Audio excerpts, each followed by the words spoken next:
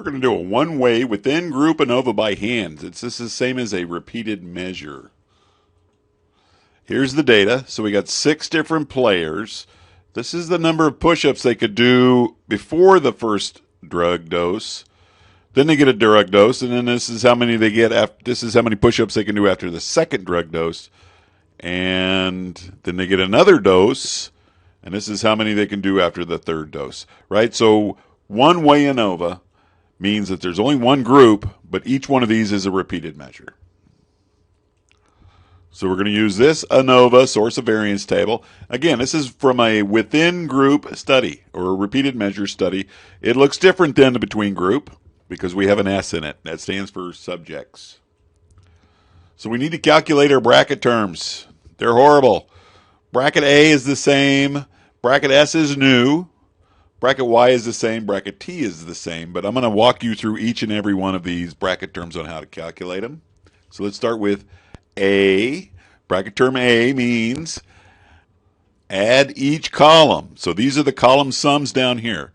Once you have the column sums, you square the column sums, you add them together, and then you multiply them by little n. Little n is the number of measurements in a single time. So we have 1, 2, 3, 4, 6 different measurements. In other words, how many people are in the study? So there's 6. So you do all that, and we get a bracket term of A is 156. All right, let's figure out what the next one is, S, I believe. So S is the rows. You add the rows up.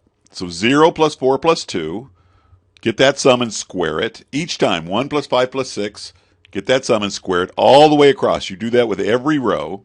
And you divide it by little a. A is the number of measurements, so 1, 2, 3.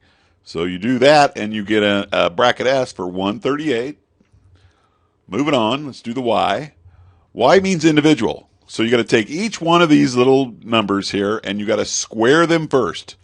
So you square each individual first, add them all up, divide by 1. That tells us it's just we're dealing with the individuals. And we get a grand total of 184. The last one is T.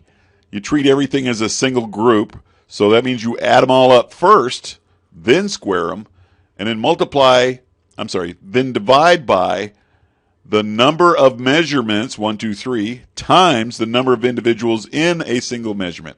So there's 6. So 3 times 6 is 18. So when you divide that, you get a bracket T of 128. So now we have our bracket terms. So we're going to go ahead and use our source of variance table, and we're going to fill in the blanks. So the sum of squares for your A, it's the repeated measures term. I'm not going to say within group, between group here, because this is all within group. I don't want to confuse you. So bracket A minus bracket T is 28. Degrees of freedom is the number of measurements, 3 minus 1, so that should be 2. Mean squares is divide sum of squares by degrees of freedom, so that should be 14. Dropping down to the S row, that's the individual subjects. S minus T is 10. N minus 1, there's 6 people in each measurement, so 6 minus 1 is 5. And 10 divided by 5 is 2. So far, so good. So you don't need this F. You don't use it for the S, so that's why I put that in there. So let's drop down to the error term, right? It's A times S, A cross S, whatever you want to call it. So it's Y minus A minus S plus T. And that just comes out to be 18. A minus 1 times N minus 1 is 3 minus 1 times 6 minus 1 is 10. And then we divide 18 by 10. This is your new error term. Boom.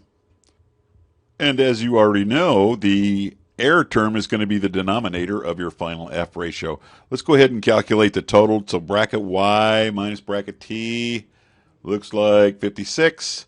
So AN is 3 times 6 is 18 minus 1 is 17. So now it's time. We're going to go ahead and calculate our final calculated F ratio by dividing 14 by 1.8, right? We're going to take the mean squares of A divided by the mean squares of the error term. And that comes out to be 7.78. So now we have to look up our critical F. And the degrees of freedom to use to look it up with is your A degrees of freedom. So that's 2. and your error degrees of freedom, and that's 10. So the book says that if the null were correct at the 5% level, we should have got an F value of 4.1 or less, and we didn't. Ours was.